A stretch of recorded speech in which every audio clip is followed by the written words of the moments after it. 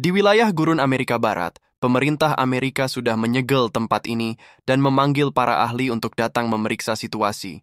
Tapi tidak ada yang bisa memberikan jawaban pasti, padahal mereka sudah mempelajari keanehan cuaca selama 30 tahun, namun tidak pernah menemui fenomena seperti ini.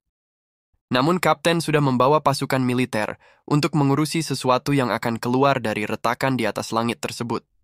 Namun tiba-tiba semua tank-tank ini terangkat oleh sesuatu dan langsung berpindah jauh dari tempat lokasi retakan.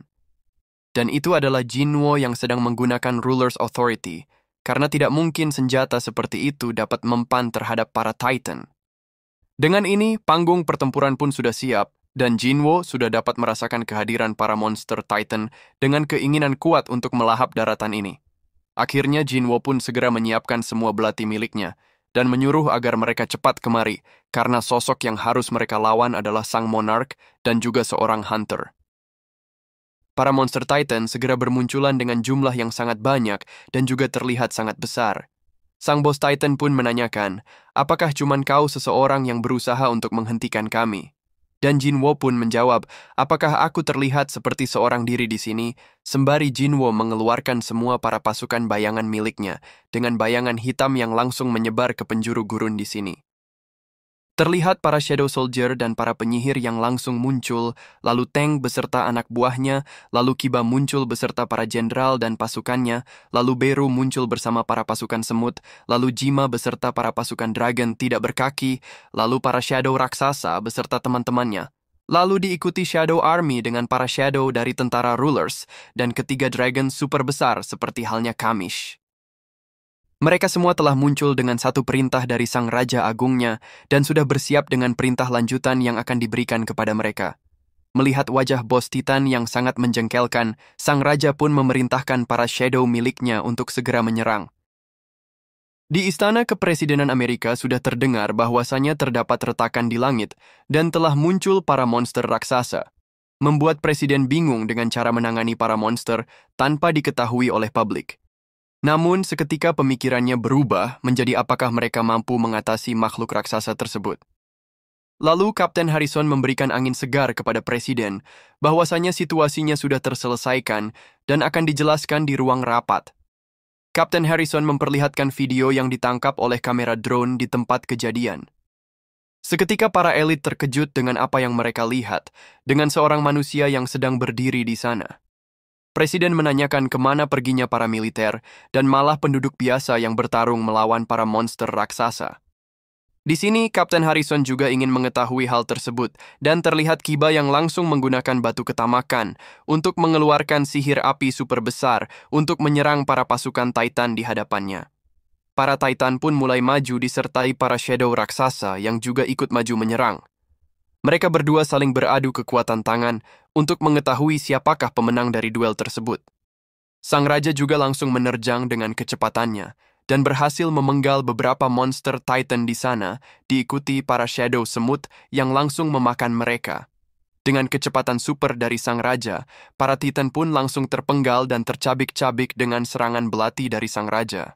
Kemudian kini giliran belati-belati milik Sang Raja yang langsung diselimuti oleh kekuatan kegelapan yang mulai membesar.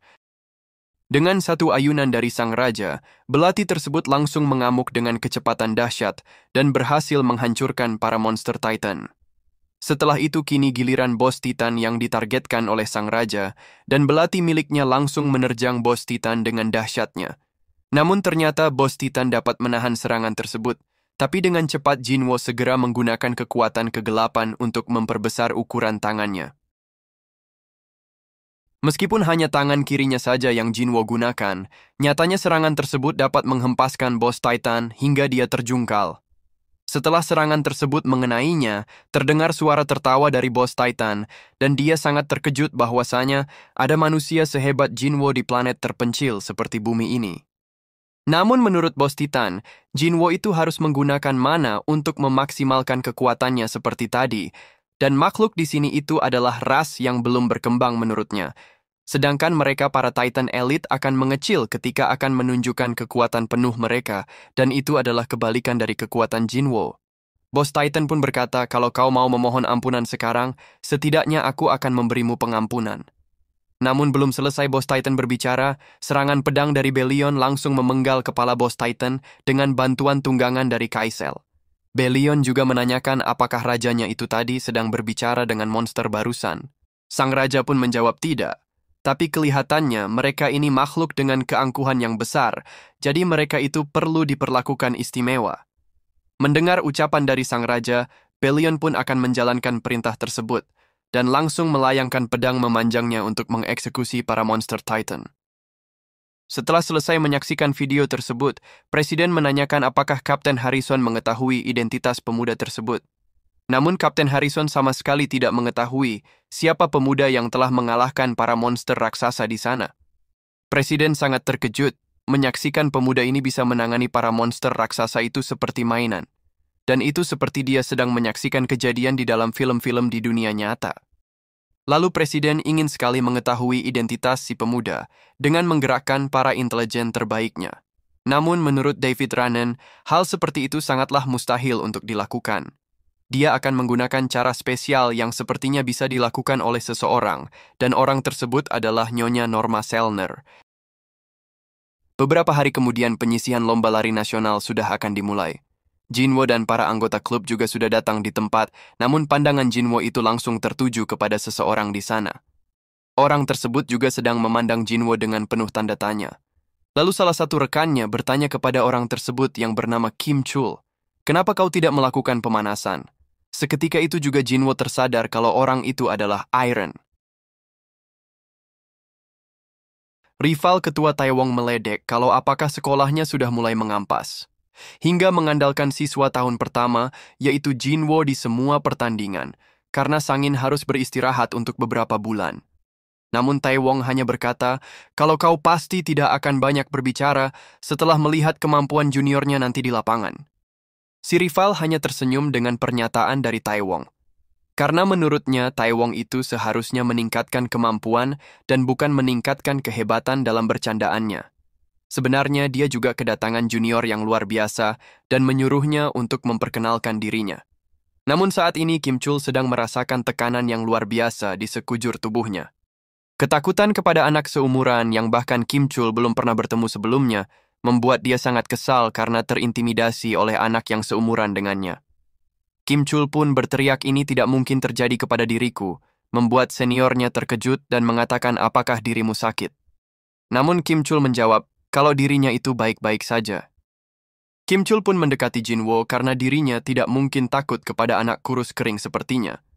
Lalu Kim Chul menatap Jinwo sembari berkata, "Apa yang kamu lihat? Kalau kau ingin berbicara sini, ikuti aku kalau kau berani." Sontak para senior Jinwo bersorak kalau akan terjadi baku hantam sebelum pertandingan dimulai. Lalu Gushik juga berkata, agar Jinwo jangan melakukannya terlalu berlebihan kepada lawannya. Dan Taiwong menyarankan kalau kita tidak akan mengucurkan darah di kompetisi ini. Lalu menyuruh Jinwo agar jangan terlalu serius dan agar menganggap kalau Jinwo sedang memberikan pengampunan pada seseorang. Namun Jinwo hanya menjawab kalau tidak akan ada yang terjadi dan kalian tenang saja di sini. Akhirnya para senior mempercayakan hal ini kepada Jinwo dan agar memastikan Kim Chul dapat mengikuti perlombaan. Setelah mereka berdua berada di tempat yang sepi, Kim Chul langsung mencengkram baju Jinwo dan berkata, agar kau jangan pernah menganggap remeh diriku ini. Seketika itu juga Kiba tersenyum dan senang sekali dapat bertemu lagi dengan Iron. Igris dan Beru juga berkata bahwa Iron telah kembali dan mengucapkan selamat datang kembali Iron sahabatku. Namun berbeda dengan Belion, dia berkata kepada rajanya, kalau Kim Chul diserahkan kepada dirinya, akan Belion pastikan untuk mendidiknya supaya dia tidak bertingkah seperti ini lagi. Lalu tiba-tiba Kim Chul bingung dengan apa yang terjadi, lalu air matanya mengalir dengan derasnya diikuti lututnya yang serasa lumpuh tidak memiliki tenaga. Dengan tubuh yang bergemetar, Kim Chul menanyakan apa yang sebenarnya terjadi dengan mereka berdua. Jinwo pun berpikir karena Kim Chul kini hidup sebagai manusia dan bukan lagi salah satu shadow miliknya. Jadi mereka berdua tidak perlu saling berinteraksi dan Jinwo akan segera pergi dari sini. Namun Kim Chul segera menghentikan Jinwo dan berkata, apakah ini yang disebut dengan cinta sambil dia yang tidak sadar telah merobek bajunya. Ucapan dari Kim Chul membuat Jinwo sampai merinding dibuatnya. Lalu Jinwo segera menanamkan sugesti kepada Kim Chul bahwa Kim Chul berusaha bermain-main dengan Jinwo. Namun Kim Chul menyadari kalau Jinwo itu adalah anak dari teman ayahnya. Lalu agar Kim Chul melupakan emosi negatif kepada Jinwo, dan Kim Chul harus hidup lebih baik mulai sekarang. Karena Kim Chul adalah salah satu orang yang bertarung untuk melindungi dunia ini. Banggalah dengan sugesti tersebut, dan setelah itu Kim Chul mulai tersadar dan Jinwo sudah pergi meninggalkan dirinya di tempat ini. Lalu penyisihan divisi sekolah menengah pun dimulai, dan perlombaan tersebut berjalan dengan lancar. Di tempat lain, terlihat David Ranen yang sedang mengunjungi Nyonya Selner di kediamannya. Di dalam rumah Nyonya Selner, David mencium aroma sedap dari makanan. Dan itu karena Nyonya Selner sudah kedatangan tamu yang sudah datang sebelum David ke sini. Mendengar hal tersebut, David akan lekas pergi setelah membicarakan hal penting agar dia tidak mengganggu Nyonya Selner dan tamunya. Nyonya Selner juga menjelaskan bahwa dirinya sudah tidak bisa melihat apapun setelah orang itu menemui dirinya. David pun berkata, apakah Nyonya Selner sedang membicarakan tentang dewa kematian itu? Nyonya Selner pun hanya tersenyum dengan ucapan dari David. Lalu Nyonya Selner akan menjawab pertanyaan pertama dari David, namun tidak untuk pertanyaan yang kedua. Mendengar hal tersebut, David pun sangat terkejut bahwa Nyonya Selner bisa mengetahui pertanyaan yang ingin dia tanyakan. Menurut Nyonya Selner, jawaban yang David inginkan darinya adalah hal di masa lalu, dan Nyonya Selner cuma mengikuti yang dia lihat dari masa lalu dan menjawab pertanyaan dari David. Nyonya Selner juga membenarkan David, dan dia mengetahui identitas orang yang sedang David cari. Namun Nyonya Selner tidak akan memberitahukan apapun tentang orang itu, membuat David menanyakan, pasti Nyonya Selner tahu dengan apa yang sudah orang itu lakukan. Namun Nyonya Selner menjelaskan kalau David seharusnya tidak berpikir seperti itu dengan orang tersebut yang bisa menjadi ancaman bagi negara ini. Terlebih lagi David pasti sudah melihat video pertarungannya, dan David membenarkan hal tersebut dengan seorang manusia yang bisa dengan mudah mengalahkan para monster Titan.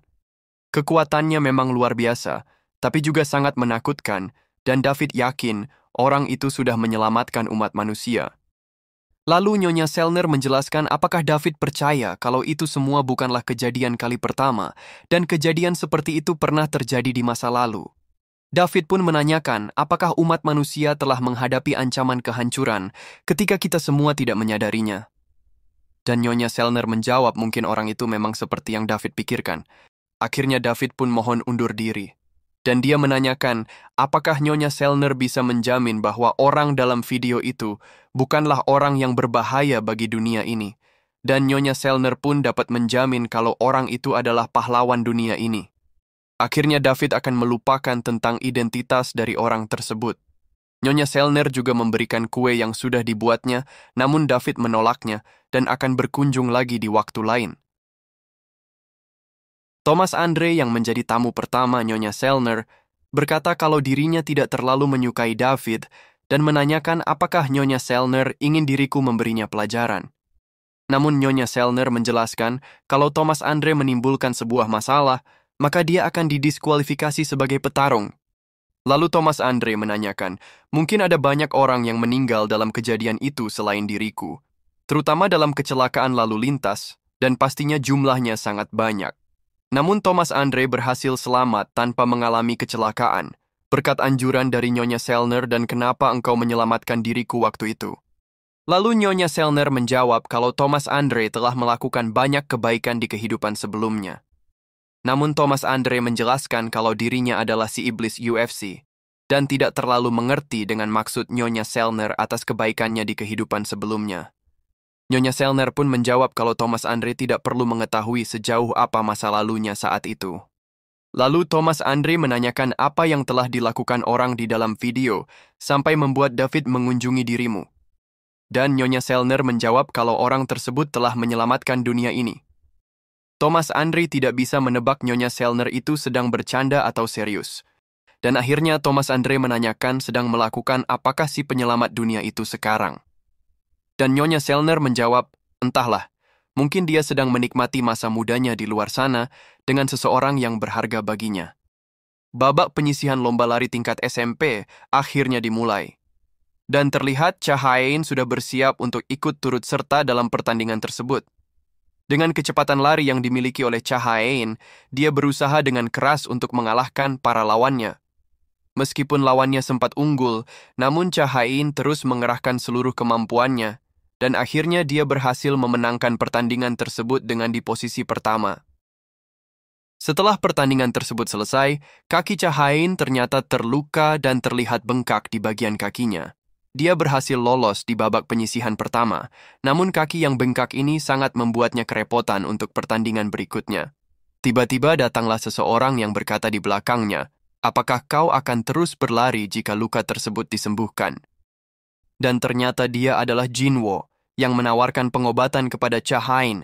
Namun Cha Hae-in hanya terdiam dan hanya berpikir, kalau pemuda di hadapannya apakah dia itu siswa SMA. Sambil Jinwo yang bercerita tentang seseorang kepadanya, Cha Hae-in juga mencium aroma harum dari tubuh Jinwo. Namun Cha Hae-in berterima kasih atas pengertian darinya, karena saat ini dia cukup kesakitan atas luka bengkak yang dia derita.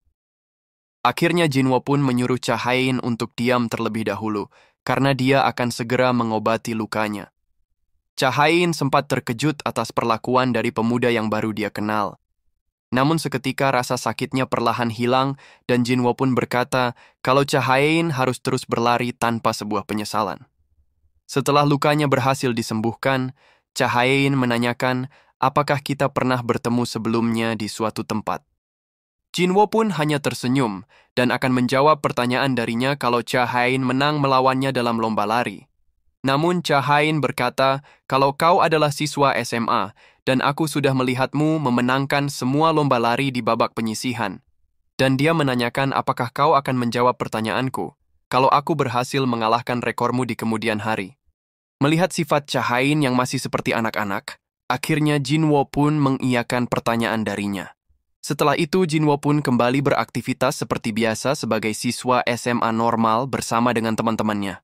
Setelah beberapa hari kemudian, Cha Hae-in datang ke sekolahannya untuk mengajak Jinwo pergi untuk merayakan keberhasilannya. Sambil belajar dengan bantuan dari Igris, Jinwo pun diingatkan oleh alarm untuk pertemuannya dengan Cha Hae-in. Jinwo akhirnya pergi untuk menemuinya, namun pakaian yang sedang dia pakai itu terlihat terlalu sederhana. Setelah melihat mantel yang cukup bagus, Jinwo pun menduplikat mantel tersebut untuk dia kenakan. Jinwo juga menanyakan apakah pakaian yang sedang dia kenakan ini cocok untuknya. Lalu Kiba dengan tersenyum berkata kalau itu sangat sempurna untuk sang raja. Setelah beberapa saat menunggu, akhirnya mereka berdua pun bertemu sambil Cha Hae-in yang menanyakan rasanya Jinwo itu memiliki mata di belakang kepala. Lalu Cha Hae-in memberikan selamat kepada Jinwo karena sudah berhasil menyelesaikan ujiannya dan menanyakan universitas mana yang akan Jinwo masuki. Apalagi nilai ujian Jinwo itu yang sangat bagus, dan Cha Hae-in menanyakan kenapa Jinwo memasuki universitas tersebut. Lalu Jinwo menjawab karena beasiswa yang Jinwo terima, dia memutuskan untuk belajar ke luar negeri, apalagi ada orang yang ingin Jinwo temui. Sontak Cha Hae-in berkata kalau orang tersebut pastinya bukanlah seorang wanita kan? Namun Jinwo hanya berkata, entahlah, membuat Cha Hae-in cukup kesal mendengarnya. Lalu Cha Hae-in menanyakan apakah Jinwo itu masih ingat janji di antara mereka berdua. Janji Jinwo yang akan menjawab pertanyaan darinya, kalau Cha Hae-in berhasil menang lomba lari dengan Jinwo. Lalu Jinwo menjawab kalau dia ingat tentang janji tersebut, membuat Cha Hae-in akan bertaruh dengan siapa yang akan sampai duluan ke pohon di depan sana. Jinwo pun menanyakan memangnya apa yang ingin Cha Hae-in ketahui darinya. Dan Cha Hae-in itu ingin mengetahui semua hal tentang Jinwo. Tentang orang yang akan Jinwo temui apakah itu seorang laki-laki atau perempuan. Dan tentang apakah kita pernah bertemu sebelum kompetisi waktu itu. Dengan tersenyum Jinwo pun akan mengikuti permintaan Cha Hae-in tersebut. Lalu Cha Hae-in mengenakan syal kepada Jinwo dan berkata, kalau kamu itu menyukaiku maka kamu harus diam dan jangan bergerak dari tempat ini. Sembari Cha Hae-in langsung berlari menuju pohon di depan. Sontak para Shadow General dan Komandan tidak percaya kalau rajanya itu sudah kalah oleh Cha Hae-in sambil berbisik-bisik satu sama lainnya. Hanya Birulah yang berani berkata, kalau rajanya itu harus segera berlari untuk mengejar Cha Hae-in di depan. Jinwo kembali mengingat masa indah bersama dengan Cha Hae-in dan memutuskan untuk diam tanpa bergerak sama sekali dari tempat ini. Akhirnya Cahayain pun berhasil sampai di pohon tersebut dan menyatakan kemenangannya terhadap Jinwo. Dengan langkah tenang, sang raja segera memerintahkan kepada para Shadow untuk menutup semua mata kalian. Lalu Jinwo segera mendekati Cahayain, membuat wajah Cahayain berubah memerah. Dan akhirnya Jinwo memeluk Cahayain dengan lembut di bawah pohon yang sangat indah. Di dunia para Shadow, atau bisa disebut sebagai World of Rest, para Shadow menjalani kehidupan hampir sama seperti kehidupan manusia. Pada saat itu terlihat Shadow Dragon yang sedang menyapa Kiba, begitu juga dengan High Orc di sebelahnya. Lalu Kiba ingin menjawab mereka dengan mengucapkan selamat pagi, namun di dunia yang diselimuti oleh bayangan, tidak ada pagi ataupun malam di sini. Lalu datanglah Beru sambil membawa sesuatu, dan mereka berdua akhirnya saling bertukar senyuman. Kiba sangat senang karena tampaknya Komandan Beru sudah selesai dengan pesanannya. Lalu Beru memberikan mantel berkerudung yang pernah dipakai oleh sang raja untuk Kiba. Dengan tertawa, Kiba bingung bagaimana dia harus membalas budi kepada Komandan Beru atas pemberian darinya. Sambil tertawa, Beru menjelaskan, "Kalau mana mungkin aku bisa berpura-pura tidak tahu. Kalau kau sangat ingin terlihat seperti raja kita, dan itu tidak masalah selama kau menyukainya." Kiba dengan bangganya memakai mantel tersebut, dan berniat akan membuat semua pasukan penyihir memakai mantel seperti ini. Lalu Beru juga menyarankan agar lebih baik batu ketamakan itu dipasangkan ke tongkat, daripada harus dibawa dengan tangan seperti itu. Kiba pun berterima kasih atas ide bagus dari komandannya, dan memerintahkan para dwarf sebagai penempat terbaik untuk membuatkan tongkat untuknya. Si dwarf pun dengan senang hati akan menggunakan Divine Wood pemberian sang raja untuk membuatkan tongkat untuk Jenderal Kiba. Tempat ini adalah World of Rest dan bisa dibilang keluasannya tidak terhingga, karena terdapat puluhan juta pasukan bayangan yang beraktivitas di dunia ini. Para Shadow sangat terhubung pada jiwa sang raja, dan hubungan ini akan menjadi semakin kuat dengan bertambah kuatnya raja mereka. Dalam kata lain, para Shadow yang tadinya cuma ingin menghancurkan sesuatu, kini mulai mempelajari sisi manusia. Muncullah berbagai emosi dari manusia, lalu mereka mengisi kekosongan dengan sesuatu yang baru, dan itu adalah pengalaman baru bagi mereka. Grand Marshal Belion, yang dengan ketat mengatur para pasukan Titan yang baru dijadikan Shadow oleh sang raja. Komandan Igris yang terus-menerus mengajari para Shadow, meskipun mereka terlihat pada tidur. Pasukan bayangan yang sedang berlatih, pasukan bayangan yang sedang berbincang, dan bahkan pasukan High Orc yang saling bertengkar satu dengan yang lainnya. Mereka semua mempunyai kepribadian masing-masing dan tinggal di dalam dunia bayangan ini. Mereka semua berterima kasih kepada sang raja yang sudah membawa mereka ke dunia yang bahkan tidak bisa dibayangkan sebelumnya. Mereka semua sangat menyukai dan mencintai rajanya tersebut. Setelah itu terlihat batu ketamakan sudah terpasang pada tongkat, dan Kiba sangat menyukainya dan menganggap ini benar-benar keren. Namun menurut si dwarf, mantel yang dipakai Jenderal Kiba lebih terlihat keren daripada tongkat yang sudah dibuat olehnya. Para High Orc pun bertepuk tangan karena melihat jenderalnya yang sudah berubah menjadi sangat keren dan berwibawa. Lalu tiba-tiba datanglah para Shadow Titan karena sudah disuruh oleh Grand Marshal Belion untuk datang ke sini. Ternyata Belion menyuruh para Shadow Titan yang bertipe penyihir untuk bergabung dengan komando dari Jenderal Kiba. Lalu Kiba pun akan menceritakan kisahnya dalam pertarungan bersama sang raja saat melawan Dragon's King Antares. Namun tiba-tiba Shadow lain segera datang dan menanyakan kenapa kalian sedang bermalas-malasan di sini. Dengan kesal Jenderal Kiba memarahi Shadow tersebut karena sudah berani menganggapnya bermalas-malasan ketika dia memakai mantel yang sama seperti yang sang raja pakai. Namun seketika omelannya terhenti saat mengetahui ternyata Komandan Igrislah yang sudah menegurnya. Kiba pun berkata kalau dirinya itu sangat mencintai komandannya tersebut. Igris pun selalu berterima kasih atas kata-kata yang Kiba katakan kepadanya. Kiba menanyakan ada urusan apa yang membuat komandannya itu datang menemui dirinya. Igris menjelaskan kalau itu akan segera dimulai. Dan alangkah baiknya para Shadow yang berperingkat jenderal ke atas yang selalu bersama sang raja harus menyemangatinya. Lalu Igris memperlihatkan gambaran yang sedang dilakukan oleh sang raja, membuat Kiba sangat terkejut dan sangat senang akhirnya rajanya bertemu dengan Nona Cahayain.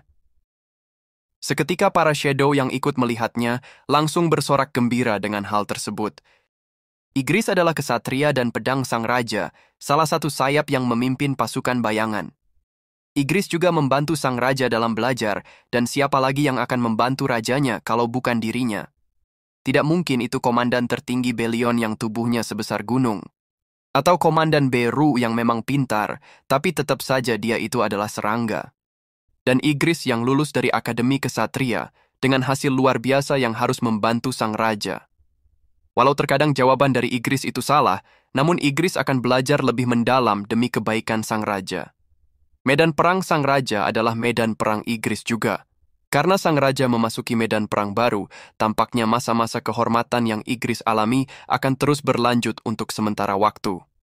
Saat hari di mana Jinwo kembali ke masa lalu dan berkata kalau dirinya telah bermimpi buruk, membuat Sung Ilhwan sebagai ayah Jinwo tidak kuasa menahan tangisnya. Lalu Ilhwan menanyakan keputusan apa yang diambil anaknya kepada utusan para rulers. Lalu utusan menjelaskan bahwa anaknya sebagai Shadow Monarch memutuskan untuk tetap tinggal di dunia ini. Kemudian si utusan menanyakan apakah Ilhwan akan menyembunyikan bahwa dia juga mengingat dengan semuanya. Ilhwan pun ingin Jinwo tidak mengetahui hal ini, membuat utusan berkata kalau anak dan ayah memang tidak jauh berbeda. Dia juga menjelaskan kalau tidak akan ada lagi campur tangan para ruler setelah si utusan pergi. Saat ini jantungnya berdebar karena menantikan hasil sambil menunggu kembalinya Shadow Monarch. Para rulers berterima kasih kepada Jinwo, dan mereka juga berterima kasih kepada Ilhwan juga. Lalu si utusan menanyakan apakah ada sesuatu yang bisa mereka bantu untuk Sung Ilhwan. Lalu Ilhwan meminta agar si utusan dapat menghapus ingatannya sebelumnya. Itu karena Ilhwan tidak mudah berpura-pura di depan Jinwo yang dengan mudah bisa memahami situasi. Dan juga Ilhwan ingin menjadi ayah biasa yang menyayangi anaknya, seperti halnya ayah normal pada umumnya. Utusan pun mengerti dan akan menghapus semua ingatan masa lalu Ilhwan. Ingatannya akan menghilang ketika Sung Ilhwan meninggalkan kafe ini. Si utusan juga berharap, semoga masa depan keluarga Ilhwan dipenuhi dengan kedamaian. Di tempat lain terlihat Yo Jinho tengah mengikuti pesta mahasiswa baru, membuatnya sangat gugup sampai tidak nafsu makan. Namun menurutnya restoran ini terasa familiar, meskipun ini baru pertama kali bagi Yo Jinho datang ke sini. Seniornya sampai menegur Yo Jinho agar jangan tegang begitu. Karena orang-orang akan berpikir kalau mereka akan berniat nakal kepada Yo Jinho. Lalu dia menyuruh agar Yo Jinho berhati-hati kepada senior lain yang sangat menakutkan di jurusan mereka. Senior tersebut memiliki karisma yang sangat kuat, dan dia sudah bergabung dengan klub lari. Lalu dia menanyakan idol klub lari yang sangat terkenal, dan Yo Jinho menambahkan kalau idol itu bernama Cha Hain. Dan teman Yo Jinho itu menjelaskan kalau senior yang dia bicarakan itu adalah kekasih dari idol Cha Hain tersebut. Tiba-tiba teman Yo Jinho dikejutkan karena senior itu telah datang ke sini, membuat dia ingin pindah agar tidak membicarakan senior tersebut. Namun mereka berdua langsung dikejutkan kembali, karena ternyata senior ini malah datang di meja mereka. Dari semua meja di sini, dia malah duduk di hadapan Yo Jinho membuat rekannya itu memutuskan segera pindah ke tempat lain. Senior tersebut memberikan minuman kepada Yo Jinho, membuatnya langsung meminum karena dia itu terlihat sangat menakutkan. Yo Jinho tidak pandai untuk hal seperti ini, namun ternyata minuman ini adalah soda biasa, karena seniornya itu tahu kalau Yo Jinho itu tidak bisa minum minuman keras. Lalu dia berkata kalau dia sedikit kecewa karena Yo Jinho memanggilnya dengan sebutan senior. Dia meminta agar Yo Jinho memanggilnya seperti biasanya, yaitu Hyung atau anikinya. Seketika itu Yo Jinho langsung mengiyakan perintah dari anikinya tersebut.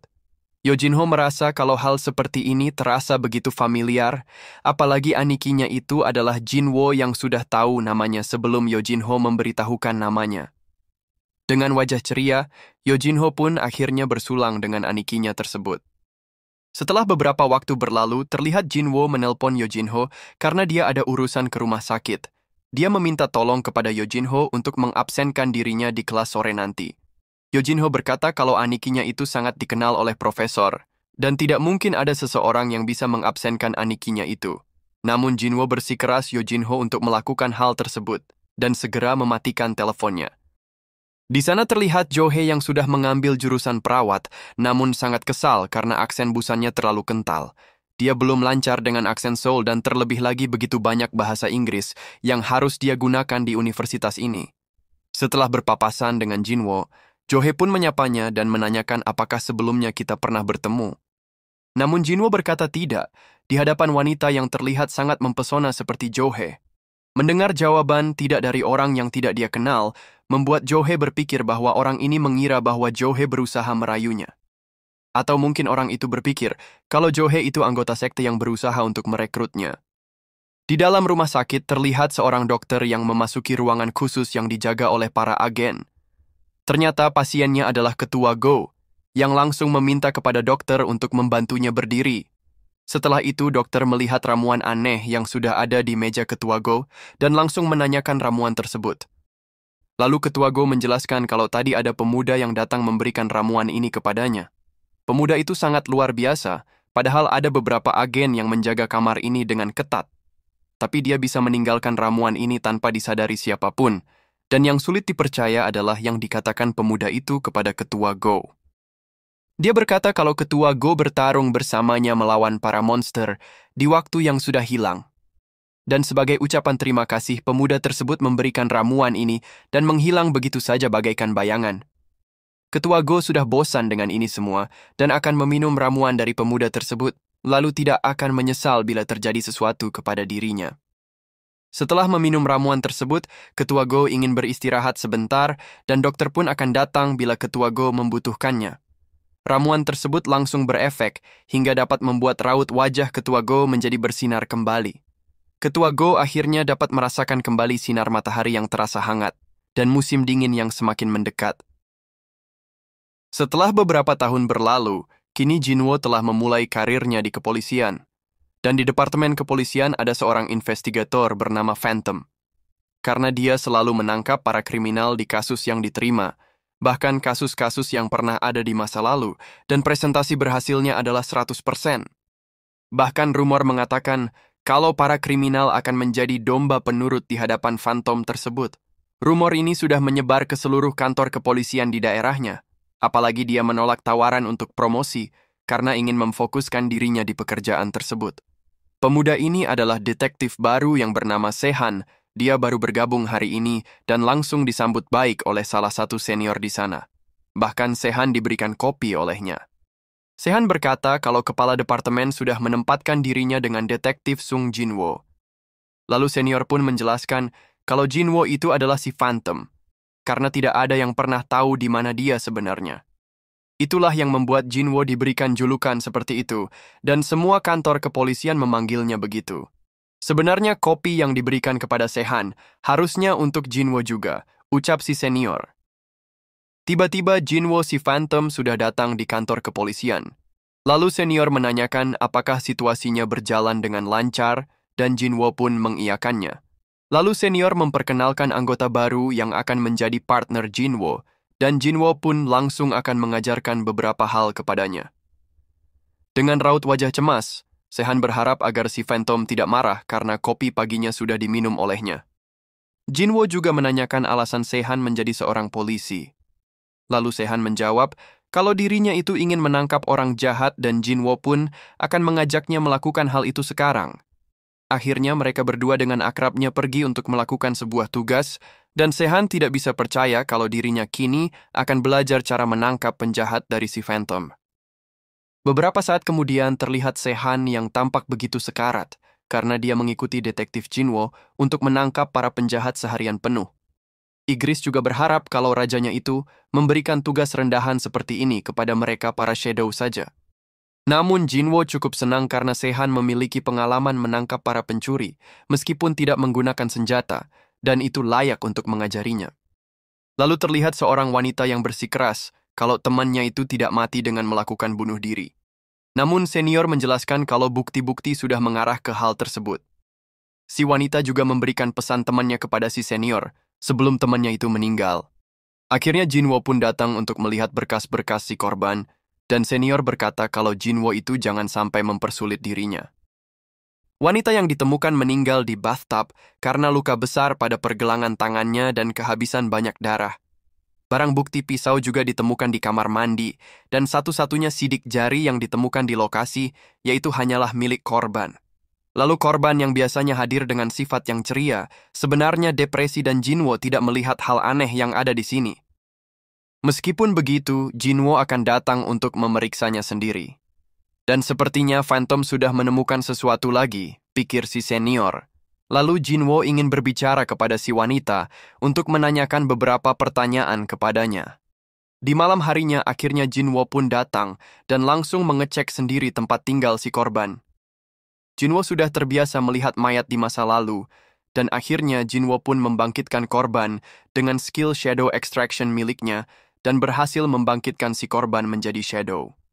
Si korban sangat panik setelah dibangkitkan, namun Jinwo menjelaskan kalau si korban saat ini merupakan keberadaan yang keluar dari kekangan hidup dan penderitaan. Lalu Jinwo menanyakan apakah si korban sudah melakukan tindakan bunuh diri. Dan dia pun mengiyakannya. Lalu Jinwo menanyakan apa alasannya, dan si korban menjelaskan semuanya kepada Jinwo. Di suatu tempat, ayah korban didatangi oleh Jinwo dari pusat kepolisian karena dia punya beberapa pertanyaan atas kasus putrinya. Ayah korban dengan cepat menanyakan apakah hasil investigasinya sudah keluar dan bagaimana putrinya bisa meninggal. Namun Jinwo menjawab kalau mereka masih belum mengetahuinya, namun dia datang untuk menanyakan mengenai putrinya. Dengan sukarela ayah korban akan membantu soal kematian putrinya dan mereka berdua pergi sambil meminum kopi di kafe. Lalu Jinwo menanyakan apakah kau tahu orang yang mungkin punya dendam terhadap putrinya. Namun ayah korban tidak mengetahuinya, dan menurutnya putrinya itu adalah anak yang baik dan polos. Dengan menundukkan kepalanya, ayah korban meminta maaf karena dia masih tidak percaya kalau putrinya itu telah meninggal. Lalu Jinwo berkata kalau tampaknya kau sangat mencintainya, dan ayah korban berkata kalau itu tentu saja. Dia juga yakin bahwa detektif juga sudah tahu kalau putrinya itu bukanlah putri kandungnya. Karena itulah dia mencintainya seperti putri kandungnya, bahkan dia mencintainya lebih dari putri kandungnya sendiri. Lalu Jinwo memberikan file audio yang ditemukannya di antara barang-barang dan memohon agar mendengarkan terlebih dahulu. Itu adalah bukti kekerasan mengerikan yang korban derita oleh ayah angkatnya sejak kecil. Korban kabur ke tempat yang jauh, tapi ayah angkatnya terus mengirimkannya pesan seperti, "Aku merindukanmu." Dan pada akhirnya, korban lebih memilih untuk mati. Ayah korban pun menanyakan, apa alasanku harus mendengarkan hal seperti ini? Jika kau ingin berniat menangkapku, kau bisa saja membawa lebih dari sejumlah polisi dan memborgol diriku. Namun Jinwo memberikan dua pilihan kepadanya, yaitu yang pertama adalah mengakui semua kejahatannya. Dan pilihan yang satu lagi sebagai gantinya, dengan kau hanya harus membayarnya. Lalu dengan senyuman lebar ayah korban menanyakan, berapa banyak yang kau inginkan? Namun Jinwo menjawab bahwa itu sudah cukup, dan sekarang dengarkanlah baik-baik. Sebenarnya tempat yang sedang kau duduki, bukanlah dunia yang sedang kau tinggali.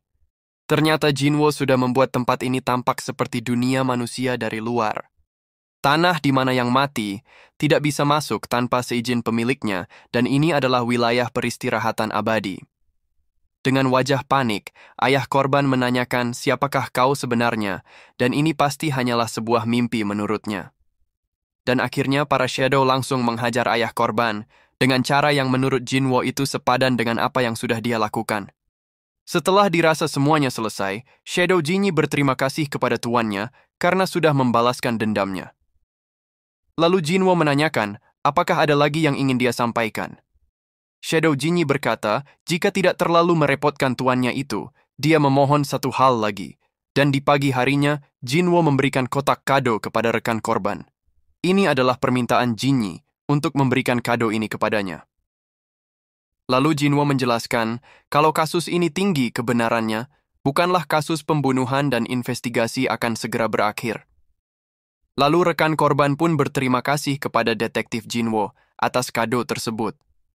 Jinwo berpikir kalau 1 jam sebelum dia memotong pergelangan tangannya, dan jika dia tidak mendapat pesan itu dari ayah angkatnya, kemungkinan mereka berdua akan merayakan pesta ulang tahun bersama dengan bahagia. Beberapa hari kemudian, Yojinho memberitahukan kepada anikinya itu kalau dirinya akan melamar Jinah. Dia sangat serius dan akan melamarnya hari ini juga. Yo Jinho sudah menyiapkan cincin untuknya, namun Jinwo tidak tahu Jinah akan menyukainya atau tidak. Karena Yo Jinho tidak tahu kesukaan Jinah, jadi dia sudah menyiapkan berbagai macam hadiah untuknya. Bahkan Yo Jinho sedang mendirikan sebuah bangunan di salah satu lahan milik perusahaannya.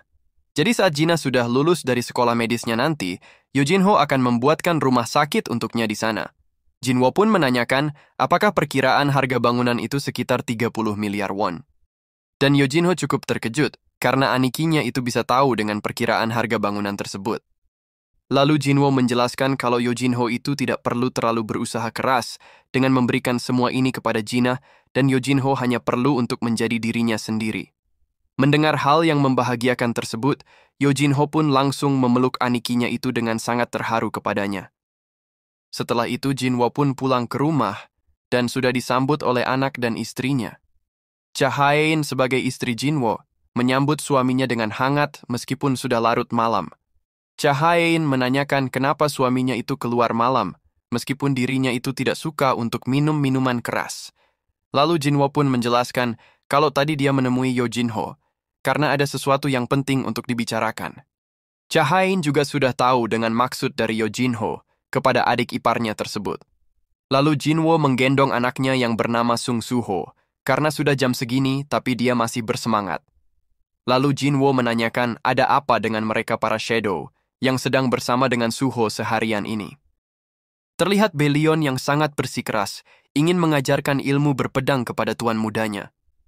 Dan Igris yang melihat dunia yang penuh kedamaian ini ingin memberikan ilmu pengetahuan kepada tuan mudanya tersebut. Menurut sang raja, kedua ilmu yang akan diajarkan oleh kedua komandannya itu sama-sama penting. Dan rajanya itu ingin agar mereka berdua memikirkan hal seperti ini nanti setelah Suho bisa berjalan. Lalu istrinya menambahkan kalau suaminya itu harusnya pulang lebih awal juga, setidaknya sampai Suho berhasil melangkah untuk yang pertama kalinya. Lalu di pagi harinya, Jinwo dipanggil oleh agen Jinchul karena yang dia dengar bahwa Jinwo masih ikut campur dalam urusan petugas lain. Agen Jinchul pun memohon agar Jinwo mau menahan dirinya, agar para agen lain bisa menyelesaikan kasus mereka dengan tangan mereka sendiri. Agen Jinchul juga masih memanggil Jinwo dengan sebutan Hunter, dan dia masih lebih nyaman memanggil Jinwo dengan sebutan Hunter Song Jinwo daripada menyebutnya sebagai agen Jinwo. Agen Jinchul juga menanyakan tentang menghilangnya ayah korban beberapa hari yang lalu. Jinwo hanya menjawab kalau dirinya tidak tahu, lalu agen Jinchul juga menambahkan kalau CCTV di area tersebut kebetulan mengalami error. Apapun yang Jinwo lakukan, agen Jinchul akan percaya kepada Jinwo. Namun bukan itu alasan agen Jinchul memanggil Jinwo ke sini, dan ini mengenai Ketua Go yang berada dalam kondisi kritis. Di rumah sakit tempat Ketua Go dirawat, akhirnya Jinwo pun datang untuk memastikannya. Ketua Go juga bangun karena mengetahui kedatangan tamunya tersebut. Lalu Jinwo membuka alat oksigen agar Ketua Go dapat berbicara. Lalu Ketua Go sangat senang bisa melihat anak muda yang dulu akhirnya kini datang kembali menjenguknya. Sebenarnya sudah lama Ketua Go mencari keberadaannya, namun dia tidak bisa menemukan tempat Jinwo berada. Lalu Jinwo pun memberikan ramuan kehidupan lagi jika Ketua Go ingin disembuhkan kembali. Namun Ketua Go sudah menjalani hidup yang sangat panjang dengan sudah melakukan semua hal yang harus dia lakukan selama 10 tahun waktu yang Jinwo berikan. Dan itu sudah sangat cukup bagi Ketua Go. Lalu Ketua Go ingin meminta satu bantuan terakhir tentang dunia di mana dia dan Jinwo pernah bertarung bersama-sama melawan para monster. Ketua Go ingin Jinwo menunjukkan dunia itu kepadanya karena dia ingin tahu bagaimana penampilannya dan penampilan Jinwo saat itu. Menurut Jinwo, kenangan seperti itu adalah ingatan yang tidak ingin manusia ingat. Namun Ketua Go tidak mempermasalahkannya karena dia ingin menemukan kembali kenangan yang telah hilang. Akhirnya Jinwo pun memberikan penglihatan masa lalu kepada Ketua Go. Perlahan ingatan-ingatan masa lalunya kembali muncul dan Ketua Go terlihat sangat menikmati kenangan indah tersebut. Semakin dalam dia mengingatnya, semakin bahagia pula hingga membuat Ketua Go sampai menangis.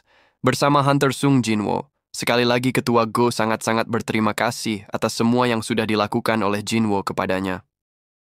Dengan kehangatan sinar matahari ini, meskipun Ketua Go menjadi mayat yang dingin, kehormatan ini akan selamanya diingat olehnya, dan akhirnya Ketua Go pun menghembuskan nafas terakhirnya, dan Jinwo berharap agar Ketua Go dapat beristirahat dengan tenang.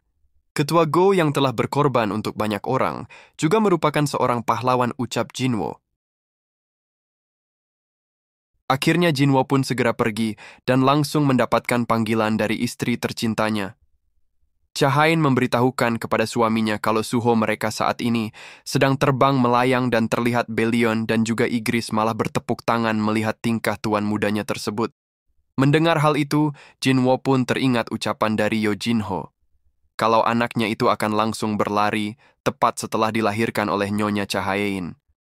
Akhirnya Jinwo pun menyuruh istrinya untuk tetap tenang karena Jinwo akan mengajari anaknya itu cara terbang sedikit demi sedikit. Cha Hain pun hanya bisa terkejut mengetahui suaminya ternyata bisa terbang juga. Saat musim gugur tiba, musim dingin pun akan datang menyusul. Begitu pula musim semi. Segala hal memiliki awal dan akhir, serta awal lain yang akan muncul dari akhir itu. Akhirnya Jinwo pun memutuskan tidak mengambil lembur dan akan segera pulang lebih awal. Dan sepertinya musim dingin masih sangat jauh bagi keluarga Sung Jinwo. Sudah lama sekali sejak terakhir kali seseorang yang tidak takut kepada Beru muncul. Namun tuan muda yang masih sangat kecil ini selalu mendekati dan selalu mengikuti Beru kemanapun dia pergi. Monark kecil ini yang bernama Sung Suho selalu meneriakkan nama semut kepadanya dengan wajah ceria. Lalu Igris menjelaskan kalau tidak mungkin tuan mudanya itu tidak menyukai Beru sebagai semut hitam yang lebih besar dari manusia, bisa berjalan, bisa terbang dan berbicara. Dari hal tersebut, anak-anak mana yang tidak menyukai sesuatu seperti itu? Akhirnya Beru pun sadar kalau tuan mudanya itu sangat menyukai dirinya. Lalu Beru yang sudah menjadi Grand Marshal datang menemui Shadow Dwarf untuk melakukan penyesuaian kecil pada rencananya. Hal tersebut membuat si Dwarf sangat terkejut, karena rencana pembuatan patung sakral raja mereka sudah berjalan beberapa bulan lalu supaya Grand Marshal-nya bisa merayakan ulang tahun ke-32 sang raja. Namun Beru hanya ingin mengubah patung tersebut sedikit saja dan tidak akan membatalkan rencananya tersebut. Akhirnya Shadow Dwarf akan melakukan perintah dari Grand Marshal karena patung sang raja juga belum selesai sepenuhnya dan dia akan menjanjikan hasil yang lebih menarik lagi. Namun Shadow Dwarf akan membutuhkan lebih banyak anggota dan meminta tambahan pekerja dari ras iblis dari Demon Castile. Dengan tertawa, Grand Marshal tidak mempermasalahkan hal tersebut dan dia akan pergi terlebih dahulu untuk menyelesaikan urusan lain. Di saat malam harinya, terdapat sekelompok penjahat yang akan memberikan pelajaran kepada detektif Jinwo. Karena organisasi mereka sudah musnah gara-gara ulah darinya. Kali ini mereka berencana akan merampok dan membinasakan istri dan anak dari detektif Jinwo. Apalagi mereka dapat mengetahui kalau tidak ada sistem keamanan di rumah sebesar ini membuatnya sangat mudah untuk dimasuki oleh pencuri. Dan akhirnya mereka pun memasuki halaman rumah Jinwo, namun si bos merasa kalau hanya satu rekannya saja yang mengikutinya. Namun saat pencuri belum selesai berbicara, Beru pun langsung membungkam mulut si pencuri karena tuan mudanya baru saja tertidur. Dan tuan mudanya itu tidak boleh terganggu gara-gara para penyusup. Tatapan dan emosi yang familiar dari para penyusup dan dapat mendapatkan kepercayaan sang raja dan disukai oleh tuan mudanya itu memang hal yang sangat luar biasa menurutnya. Lalu di dunia para Shadow terlihat Esil dan ayahnya sebagai raja di klannya sudah selesai mengerjakan rencana dari Grand Marshal Beru. Shadow Dwarf juga menanyakan bagaimana dengan perubahan yang Grand Marshal inginkan, dan Beru pun sangat terpesona dengan hasilnya tersebut. Menurutnya pasti sang raja akan senang setelah melihat patung yang luar biasa dan indah ini. Di masa depan saat tuan mudanya bisa memasuki tempat ini, itu akan menjadi hadiah yang sangat berarti baginya. Namun tiba-tiba Beru pun mendengar teriakan dari tuan mudanya tersebut, dan Suho dengan gembiranya memanggil Beru dengan sebutan semut. Dia pun sangat terkejut dengan tuan mudanya yang bisa dengan mudah memasuki dunia para Shadow. Beberapa tahun kemudian, Cha Hain dipanggil oleh kepala sekolah untuk melihat hasil gambar dari anaknya. Cha Hain pun menanyakan apa yang salah dari gambar ini. Dan kepala sekolah menjelaskan kalau wali kelas Suho menyuruh muridnya untuk menggambar teman di buku gambarnya. Terlebih lagi masih banyak gambar-gambar dari Suho yang menurutnya mereka adalah teman-temannya yang lain. Halaman selanjutnya adalah gambar Suho tentang keluarganya, dan di halaman terakhir adalah rumah yang Suho gambar. Itulah yang menjadi alasan kepala sekolah untuk memanggil Ibu Suho ke sini. Sekolah ini sudah banyak mengurus anak-anak selama ini, tapi ini yang pertama bagi mereka menemukan murid yang menggambarkan keluarga dan teman-temannya. Kepala sekolah kira ada kekerasan yang telah Suho alami, namun dapat dilihat kalau Suho itu adalah anak yang begitu ceria, dan hal semacam itu pasti tidak mungkin terjadi. Lalu kepala sekolah mengira kalau Suho itu memiliki bakat khusus dalam hal seni. Di tempat Jinwo, para rekan-rekannya memberikan selamat atas kenaikan jabatan dari detektif Jinwo. Sehan pun menanyakan alasan seniornya itu baru kali ini menerima promosinya. Lalu Jinwo pun menjawab, kalau dia itu sudah kehabisan alasan untuk menolak para atasan. Karena Sehan terus memuji Jinwo, akhirnya dia akan mentraktirnya agar tidak memujinya berlebihan. Sehan pun tidak bermaksud memuji berlebihan, lalu berkata, bagaimana kalau kita makan di restoran usus sapi? Setelah Jinwo pulang ke rumah, dia merasa sangat senang karena putranya bisa menggambar seperti ini, dan Jinwo merasa kalau anak mereka itu pasti punya bakat dalam seni. Namun Chahaein tidak ingin suaminya itu bercanda, karena kata Suho itu ada ayah raksasa di bawah tanah. Namun Jinwo hanya tertawa dan menjelaskan kalau dia sedang mengingat hal yang lucu. Lalu istrinya itu menambahkan, kalau anak-anak yang lain mulai takut kepada Suho. Mereka langsung pucat ketika Suho mencoba mendekati mereka, padahal Suho itu tidak pernah menindas atau berteriak ke arah mereka. Jinwo pun berpikir itu karena anak-anak memiliki indera yang lebih murni, dan mereka dapat merasakan kekuatan monark pada Suho. Anak-anak yang lain menghindari Suho karena mereka merasakan bayangan kematian darinya. Itu tidak akan menjadi sebuah bencana, karena kekuatan itu berasal dari Jinwo sendiri. Itu sudah seperti senjata rahasia yang diciptakan oleh dewa dunia lain dan disembunyikan di dalam tubuh Suho. Kalau kekuatan Shadow Monarch bertambah besar di dalam tubuh Suho, maka akan menjadi mustahil untuk anaknya dapat menjalani kehidupan yang normal. Jinwo pun akan menekan kekuatan Suho, sampai dia mencapai usia di mana Suho bisa mengendalikan kekuatan tersebut. Jinwo juga akan menyegel ingatan anaknya tentang pasukan bayangan dan kekuatannya untuk sementara. Lalu Jinwo juga memberikan gambar Beru yang digambar oleh Suho. Setelah melihat gambar dirinya, Beru pun memohon agar dirinya mengucapkan salam perpisahan pada tuan mudanya. Akhirnya Beru pun datang ke kamar tuan mudanya sambil menangis untuk mengucapkan salam perpisahan dengan mewakili semua pasukan bayangan yang lain. Suho juga tidak berhenti mengigau tentang Grand Marshal Semut yaitu Beru dalam mimpinya. Lalu Beru berkata kalau ini adalah suatu kehormatan bisa melayani tuan muda, jagalah kesehatan sampai kita bisa bertemu kembali. Para shadow lain juga berharap agar tuan mudanya itu bisa giat belajar, meskipun mereka tidak berada di sampingnya, dan para shadow juga menangis atas perpisahan ini. Setelah itu Jinwo pun mulai menyegel kekuatan dan ingatan dari anaknya tersebut. Lalu beberapa tahun kemudian, terlihat Suho yang sudah beranjak dewasa berangkat ke sekolah dengan keadaan normal. Saat ini Suho telah menginjak bangku SMA, dan dia mendapatkan kelas baru dan teman baru. SMA adalah dunia di mana yang kuat bisa menindas yang lemah, dan kehidupanmu akan ditentukan hanya dengan satu tatapan mata. Di sana terlihat Unsol yang bertemu dengan teman lamanya, yaitu Songho. Dengan itu takdir siapa yang akan menjadi teman ataupun bawahan akan ditentukan mulai sekarang. Namun masalah Unsol kali ini adalah Suho, yang tidak menutup matanya ketika Unsol menatap mata Suho. Hal tersebut membuat Unsol merasa kalau Suho itu adalah bocah yang cukup angkuh.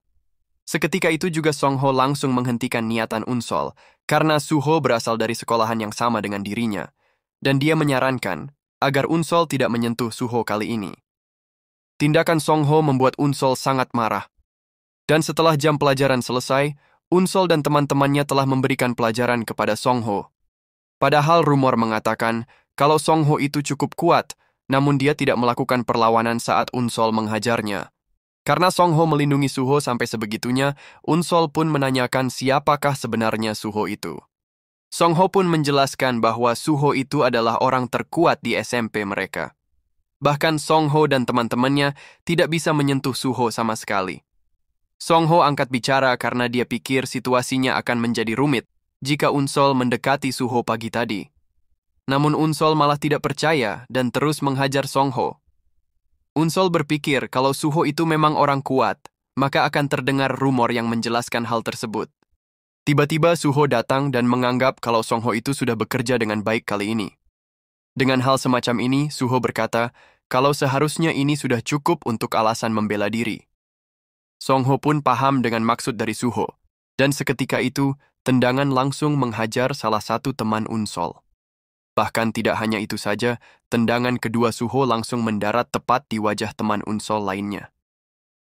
Dengan cepat Unsol menggerakkan tangannya untuk meninju bagian bawah paha Suho. Namun dengan cepat pula Suho sudah mengembalikan kuda-kuda kakinya dengan sempurna. Suho pun menendang tangan Unsol, dan dengan cepat tendangan kakinya berhasil mendarat ke dagu Unsol. Mereka bertiga langsung terkapar tidak berdaya, setelah mendapatkan hadiah salam perkenalan dari Suho. Setelah itu Suho berkata kepada Song Ho, "Karena situasinya juga sama seperti ini di SMA, maka sepertinya aku akan merepotkan dirimu lagi." Song Ho pun mengiyakannya, karena dia merasa kalau ini bukan kesepakatan yang merugikan dirinya. Setelah itu rumor mulai menyebar, kalau Song Ho lah yang sudah membuat mereka bertiga sampai babak belur. Orang-orang juga sudah tahu kalau Song Ho itu cukup terkenal, karena dia sudah belajar judo sewaktu kecil. Namun Suho merasakan kebosanan, karena dia merasa sepertinya sudah pernah mengetahui banyak hal yang luar biasa. Rasa yang bisa membuat jantungnya dapat berdetak dengan kencang. Akhirnya Suho pun memutuskan akan pergi ke warnet, tapi tiba-tiba pintu kelasnya tidak bisa dibuka. Dan terlihat para siswa diam tidak bergerak, dan ternyata saat ini waktu telah terhenti membuat Suho sangat terkejut dengan hal semacam ini. Tiba-tiba sebuah gate hitam muncul di dalam kelas, namun benda semacam ini baru pertama kali dilihat oleh Suho. Lalu Suho berpikir dengan apa yang akan ayahnya lakukan dalam situasi seperti ini. Akhirnya Suho pun tanpa basa-basi segera memasuki gate hitam tersebut. Setelah Suho memasukinya, gate itu langsung lenyap membuat Suho tidak ada pilihan lain selain untuk bergerak maju. Lalu Suho tambah dikejutkan lagi dengan pemandangan di dalam sana, karena banyak sekali terdapat senjata-senjata yang sangat menarik. Tiba-tiba muncul notifikasi yang memberitahukan status senjata yang dilihat oleh Suho. Semua senjata yang Suho lihat langsung memunculkan notifikasi dari status senjata tersebut. Suho pun merasakan sensasi ini, sama seperti di dalam sebuah game. Suho berpikir apakah notifikasi ini menyuruhnya untuk memilih sebuah senjata yang dia lihat di sini. Namun ada batasan level dalam pemakaiannya, dan itu membuat Suho dapat mengganti senjata ke tingkat yang lebih tinggi kalau dia bisa menaikkan levelnya. Namun senjata-senjata seperti ini, menurut Suho adalah senjata-senjata dengan kualitas buruk. Suho juga tidak mau menggunakan senjata yang terlihat lemah seperti ini. Namun tiba-tiba mata Suho langsung tertuju pada gauntlet di pojok sana. Karena sebuah pedang itu terlalu biasa menurut Suho, maka dia akan menggunakan senjata Gauntless agar semuanya menjadi terlihat menarik. Dan seperti inilah status Suho saat ini, dengan level pertamanya di sebuah dungeon dengan titel Little Monarch. Lalu Suho pun kembali melanjutkan penelusuran di dalam gate, yang di sini terdapat banyak sekali prajurit berarmor di sepanjang jalan. Saat Suho tengah menikmati perjalanannya, tiba-tiba salah satu prajurit berarmor langsung mencoba menebas Suho. Namun refleks dari Suho dapat menahan serangan tersebut, dan dia sangat terkejut dengan pedang yang hampir mengenainya. Lalu Suho pun langsung mementalkan pedang tersebut, dan bergegas menghajarnya dengan pukulan beruntun hingga menyebabkan prajurit berarmor itu hancur berkeping-keping. Dengan itu akhirnya Suho pun berhasil menaikkan levelnya. Namun Suho segera menyadari dengan banyaknya prajurit berarmor yang datang kembali untuk menyerangnya. Tanpa basa-basi para prajurit berarmor pun langsung menyerang Suho secara bersamaan. Namun dengan kecepatannya, Suho mampu menghajar hingga mengalahkan beberapa dari mereka. Notifikasi juga memberitahukan kalau Suho telah berhasil menaikkan levelnya setelah mengalahkan prajurit berarmor. Dengan itu semua, kini Suho bertambah semangat dan kembali untuk melanjutkan pertarungan. Satu persatu para prajurit berarmor dapat dengan mudah bisa dikalahkan oleh Suho hingga levelnya kini telah mencapai angka 19. Di sini Suho mulai paham, dengan dia mengalahkan musuh, maka kekuatannya akan bertambah dan levelnya akan ikut naik. Suho juga merasa kalau hal seperti ini sangat mirip dengan sebuah game yang dimainkannya.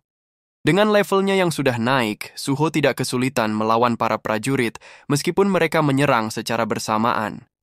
Namun Suho berpikir, bagaimana bisa dia berhasil menang saat masih level 1 dan apakah level mereka jauh lebih tinggi darinya. Suho pun merasa kalau mungkin itu semua berasal dari kekuatan yang sedang dia rasakan saat ini.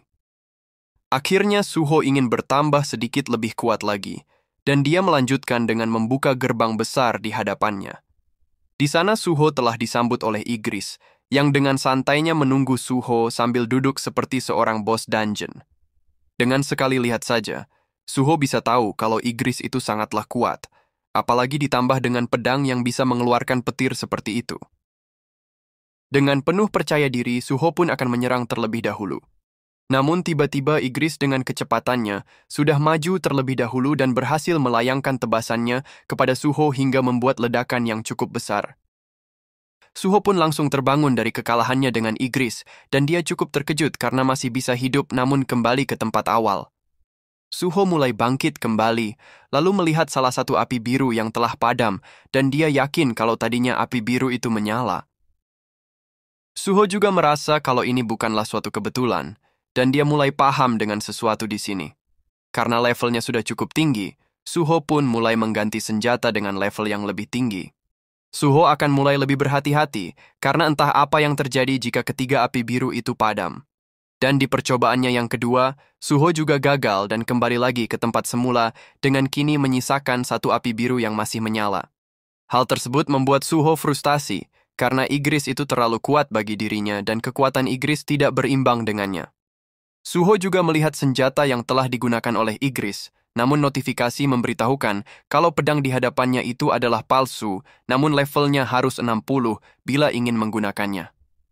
Suho pun menjadi sadar kalau senjata yang saat ini digunakan oleh Igris adalah asli dan pastinya kekuatan pedangnya jauh lebih besar daripada yang palsu. Akhirnya Suho memutuskan untuk menaikkan levelnya terlebih dahulu sebelum menghadapi Igris nantinya. Suho kembali melawan para prajurit berarmor, karena mereka juga terus-terusan bangkit dan dapat dipastikan bahwa mereka mempunyai regenerasi tanpa batas.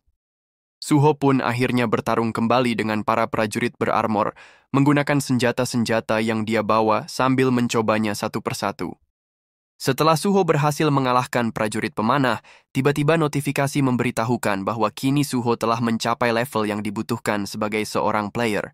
Dan kini Suho diberikan title quest yang bisa mendapatkan poin yang dibutuhkan untuk naik kelas berdasarkan seberapa lama Suho bertahan. Setelah Suho mengkonfirmasi quest tersebut, para prajurit berarmor dengan level tinggi mulai bermunculan dari sebuah gate. Hal seperti ini membuat Suho sangat senang, apalagi dia tidak membutuhkan waktu untuk mengalahkan para prajurit-prajurit tersebut. Lalu prajurit penyihir mulai menyerang dengan sihir apinya, namun Suho dapat menghindarinya dengan melompat ke atas. Namun kini para prajurit penyihir mulai bersatu dengan merapalkan sebuah mantra dan dapat terlihat kumpulan api yang sangat besar mulai menumpuk di atas kepala Suho. Suho sangat panik dan akhirnya Suho pun menggunakan tameng untuk menahan sihir api besar tersebut. Setelah berhasil menahannya, para prajurit penyihir mulai merapalkan sebuah mantra untuk membuat prajurit berarmor raksasa. Suho hanya bisa menghela nafas dan kini dia sudah tidak perlu menggunakan tameng ini lagi. Lalu dengan kekuatan dan kecepatannya, Suho maju untuk menghajar prajurit berarmor raksasa hanya dengan menggunakan gauntlets yang menempel di tangannya. Akhirnya prajurit berarmor raksasa itu pun hancur berkeping-keping dan Suho sama sekali tidak membutuhkan pedang yang sedang dia bawa. Namun pedang tersebut dia gunakan untuk menuntaskan serangannya dan kini giliran senjata panah yang Suho gunakan untuk menghajar para prajurit penyihir. Lalu Suho dengan cepat sudah berada di belakang prajurit berarmor dan segera mengeluarkan belati untuk menebas wajah prajurit tersebut dengan sangat telak. Belati tersebut juga segera dia lemparkan untuk mengakhirinya dan kini Suho sudah tidak membutuhkan senjata apapun lagi karena sudah seharusnya seorang pria bertarung dengan tinjunya. Setelah Suho mengalahkan para prajurit-prajurit tersebut, notifikasi memberitahukan bahwa Suho kini bisa berganti ke kelas yang lebih tinggi lagi. Kelas yang cocok akan diberikan kepada player berdasarkan pencapaiannya. Semangat bertarung Suho sudah melampaui kesulitan yang dialaminya, dan Suho tidak takut terhadap kesulitan apapun dan bergerak dengan mempercayai kekuatan miliknya. Akhirnya notifikasi menetapkan Suho sebagai kelas fighter, dan Suho diberi kesempatan untuk berganti ke kelas yang lebih tinggi berdasarkan poin advancement yang nanti Suho dapatkan. Setelah Suho mengumpulkan poin tambahan dari para prajurit yang sudah dia kalahkan, Suho mendapatkan jumlah poin yang melampaui batas pencapaian. Akhirnya, kelas Suho yang sebelumnya fighter, kini berubah menjadi soul striker. Namun menurut Suho, ini masih kurang untuk mengalahkan Igris, dan Suho harus bertambah lebih kuat dari yang sekarang. Lalu notifikasi memberitahukan bahwa musuh tambahan akan muncul, asalkan player berdiam di lokasi ini. Akhirnya Suho pun melakukan pertarungan kembali, dan dia berhasil mendapatkan Necklace of the Watchman dengan level A, lalu Superior Ring of the Magic dengan level A, dan Scorching Gauntlets of the Fighter Phantom dengan level S-. Kini Suho sudah lebih percaya diri dengan kekuatannya dan kembali menantang Igris dalam singgasananya. Dengan semangat yang meluap-luap, kini Suho telah mencapai level 70 dan sudah cukup yakin untuk mengalahkan Igris di ronde ketiganya. Tanpa basa-basi, Igris pun langsung menyerang dengan pedang halilintarnya. Namun kali ini Suho mampu melihat kecepatan serangan dari Igris dan berhasil menghindarinya. Mengetahui kekuatan tuan mudanya telah meningkat secara pesat, Igris pun melesat untuk menyerang dengan jarak pendek. Akhirnya mereka berdua saling beradu kekuatan, hingga membuat ledakan yang sangat dahsyat di tempat ini. Lalu mereka berdua kembali untuk melanjutkan duelnya, dan terlihat Suho mampu menghindari semua tebasan cepat dari Igris. Dengan kekuatannya saat ini, Suho dapat bergerak dengan sangat cepat dan mampu mengimbangi kecepatan dari salah satu komandan ayahnya tersebut. Suho pun mencoba menyerang Igris, namun dengan cepat Igris menyadarinya dan segera melayangkan pedang petirnya. Suho pun terhempas dengan serangan tersebut, namun dia masih bisa bertahan dan segera bersiap dengan tinjunya.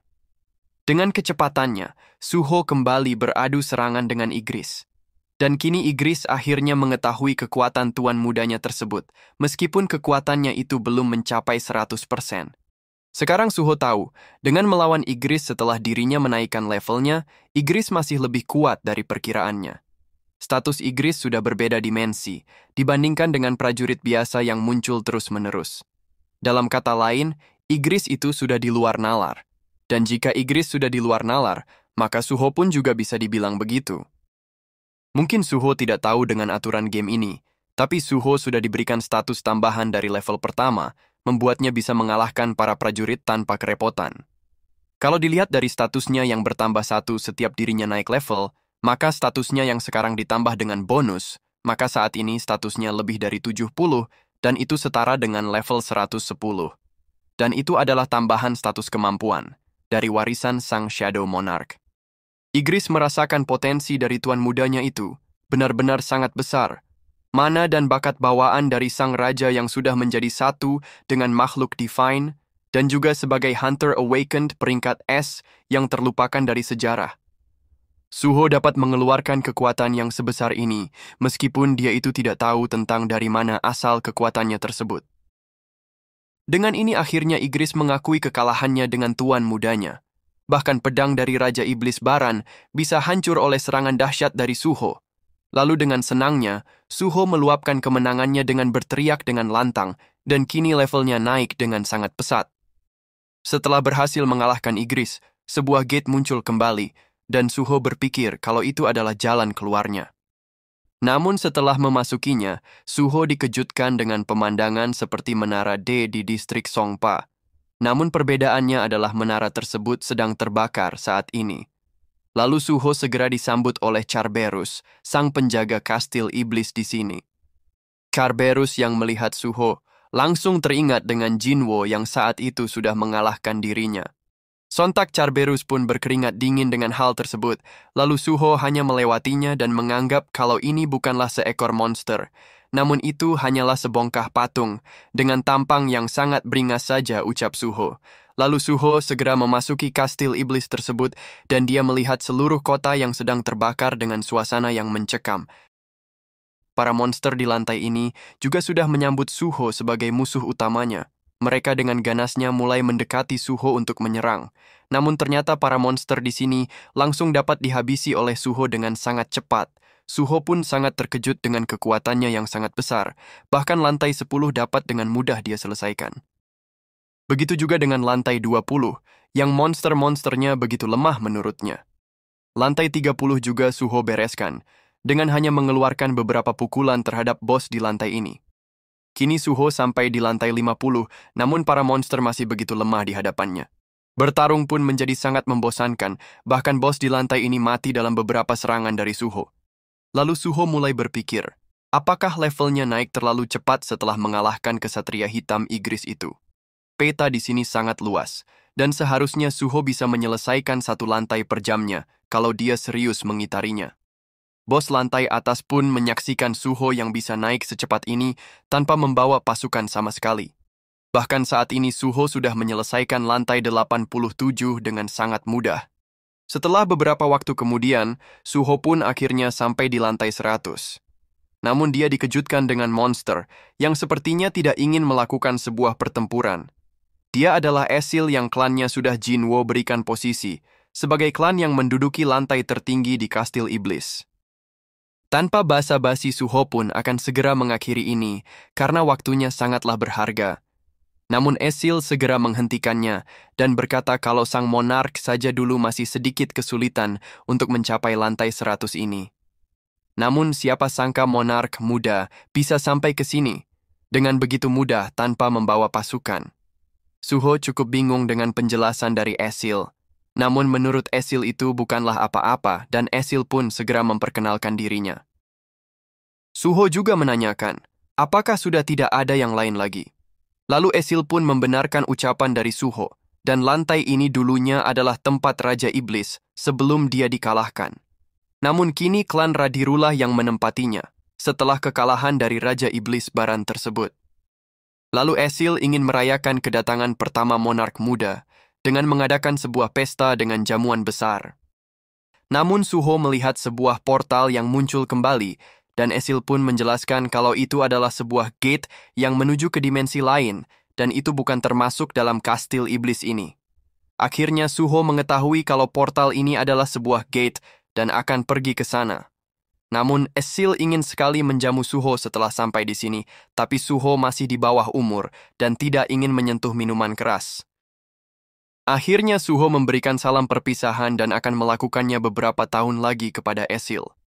Dan Esil menyadari kalau Jinwo juga berkata demikian, tapi pada akhirnya dia tidak kembali ke sini.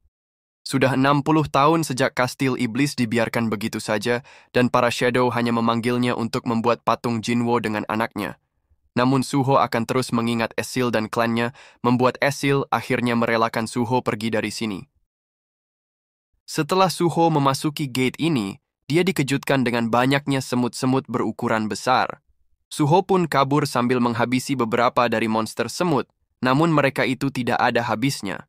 Namun Suho merasa beruntung dengan mengalahkan para monster semut. Level Suho kini telah mencapai 94. Setelah berhasil mengalahkan para monster semut, Suho kini memasuki gerbang yang di dalam areanya cukup besar. Dan ternyata Berulah yang menjadi bos di dungeon ini. Sambil berjalan mendekati tuan mudanya, terlihat Beru yang tiada henti mengeluarkan air matanya. Beru pun akhirnya langsung maju untuk menyerang, dan akhirnya mereka berdua saling bertarung. Beru menggunakan cakar tajamnya untuk menyerang, namun dengan cepat Suho berhasil menepis serangan tersebut. Tapi dengan cepat pula cakar Beru sudah akan mengenai Suho, namun langsung terhenti setelah melihat wajah tuan mudanya tersebut. Hal itu langsung dimanfaatkan Suho untuk menghajar Beru dengan sangat telak. Beru pun kembali menyerang dengan cakar tajamnya, namun lagi-lagi dia berhenti dan langsung dihajar dengan telak oleh tuan mudanya tersebut. Beru pun segera memulihkan dirinya dan kembali melancarkan serangannya. Tebasan Beru dapat dihindari oleh Suho, lagi-lagi Beru mengeluarkan air mata dan serangannya pun langsung berhenti kembali. Dengan cepat Suho berhasil mendaratkan pukulan telaknya kepada Beru, namun Suho sangat heran dengan tingkah aneh musuhnya tersebut. Akhirnya Beru pun meraung lalu berkata kalau dirinya sudah lengah. Melihat Beru yang tumbang, Suho pun sangat bersyukur dan dia benar-benar beruntung saat ini. Suho merasa kalau semut bersayap itu sangatlah menakutkan, tapi juga sangat aneh. Beru itu seperti menunjukkan celahnya sendiri, bahkan dia tidak menyerang Suho sama sekali karena selalu berhenti ketika akan mengenainya. Berkat itulah Suho bisa mengalahkan Beru dengan mudah. Lalu gate lain segera muncul, dan Suho berharap kalau itu adalah pintu untuk kembali pulang. Apalagi level Suho kali ini sudah menyentuh level 99 dan susah untuk menaikkan levelnya lagi. Namun saat Suho memasukinya, ternyata para monster raksasa sudah menyambut dengan ganasnya. Para monster terus-menerus muncul, dan Suho tidak punya jalan lain selain untuk kembali bertarung dengan mereka semua. Akhirnya Suho pun kembali bertarung dan satu persatu para monster dapat dikalahkan oleh Suho.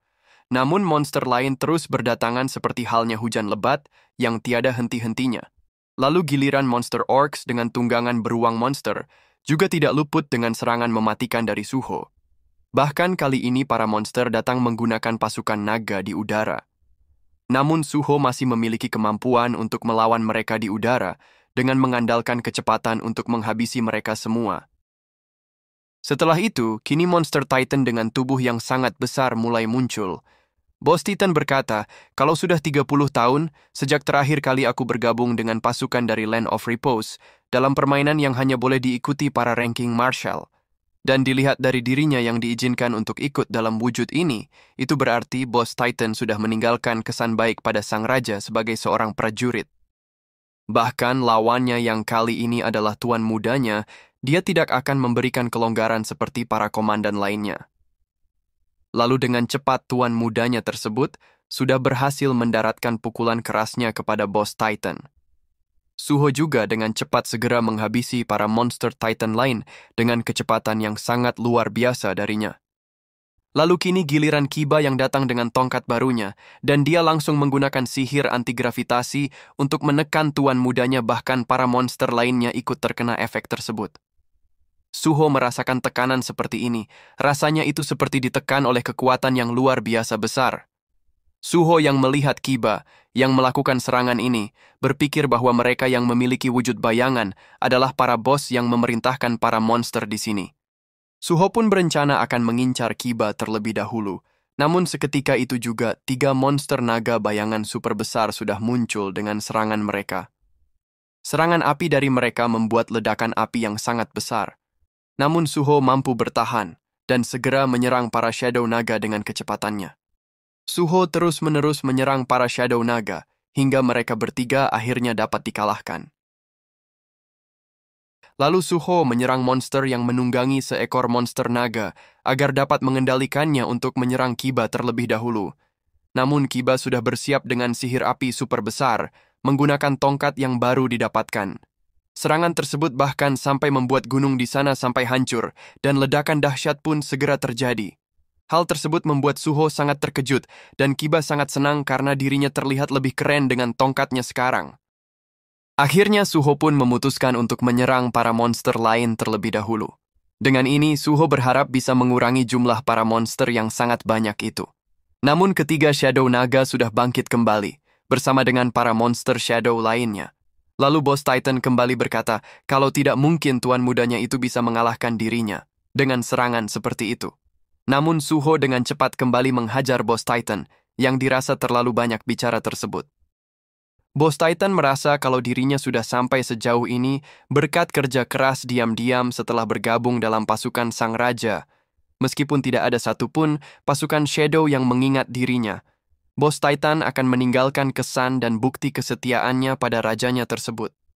Lalu Suho dengan cepat melayangkan pukulannya dan kembali berhasil melumpuhkan Bos Titan. Namun saat ini Suho merasa kalau para monster-monster ini terus muncul tiada henti. Dengan itu semua dia tidak akan bisa mengatasi semua monster dengan staminanya saat ini. Suho pun harus bisa mengendalikan kekuatannya sedikit lagi dengan menggunakan skill sophistication. Dengan skill tersebut, Suho berharap bisa melawan banyak musuh dengan kekuatannya sendiri. Lalu skill tersebut dengan cepat menebas para monster Shadow satu persatu hingga membuat mereka yang terkena skill ini langsung lenyap. Namun ternyata Kiba dapat menahan serangan dari Suho dengan skill pertahanan yang sangat luar biasa. Namun Suho dengan cepat sudah berada di belakang Kiba dan segera mengeluarkan pukulan yang dahsyat hingga membuat Kiba dapat dikalahkan. Meskipun status Suho tidak mendapatkan kenaikan saat ini, namun Suho dapat mengendalikan kekuatannya dengan skill yang lebih banyak dari pertarungan seperti ini. Lalu tiba-tiba muncullah sosok Shadow yang terlihat sangat berwibawa. Dan dia adalah Belion. Suho pun merasa kalau sosok di hadapannya saat ini adalah sosok terkuat yang pernah dia rasakan. Bahkan sosok ini lebih kuat daripada semut bersayap yang Suho lawan sebelumnya. Lalu Suho menanyakan, "Pasti kau bisa berbicara dan aku ingin menanyakan sesuatu sebelum kita bertarung." Suho menanyakan berapa jumlah total pasukan yang sudah berhasil Suho kalahkan. Belion menjawab, kalau termasuk monster yang berada di dalam kastil, itu sekitar 1/3.000 dari total pasukan yang Belion kerahkan kemari. Setelah mendengarkan penjelasan dari Belion, Suho pun merasa kurang puas dengan hasilnya. Itu karena dia telah mengalahkan begitu banyak monster, tapi hanya segini status yang dia dapatkan. Dengan itu semua, akhirnya Suho sudah membulatkan tekad untuk bertarung dengan Belion. Lalu Belion juga memuji tuan mudanya, karena dia sudah tumbuh dengan sangat hebat. Dengan kecepatan yang sangat cepat, Belion langsung melancarkan serangannya kepada Suho. Setelah berhasil menghindar, Suho pun menanyakan kenapa kalian terus memanggilku dengan sebutan monark muda, dan apakah maksud itu semua? Apakah itu berhubungan dengan diriku yang terbawa ke dunia ini? Namun Belion tidak menjawab dan terus menyerang Suho, hingga akhirnya tuan mudanya itu terkena tebasan dari pedang Belion. Namun serangan itu belumlah berakhir, dan dapat terlihat kalau pedang dari Belion dapat memanjang seperti sebuah cambuk. Suho pun dengan gigih dapat menangkis semua serangan dari Belion dan berhasil menghentikan gerakan dari pedang cambuk tersebut. Suho segera mengeluarkan tinju mautnya, hingga membuat hempasan gelombang yang sangat besar. Lalu Suho juga menyerang dengan tendangan, namun Belion menahannya dengan kedua tangannya.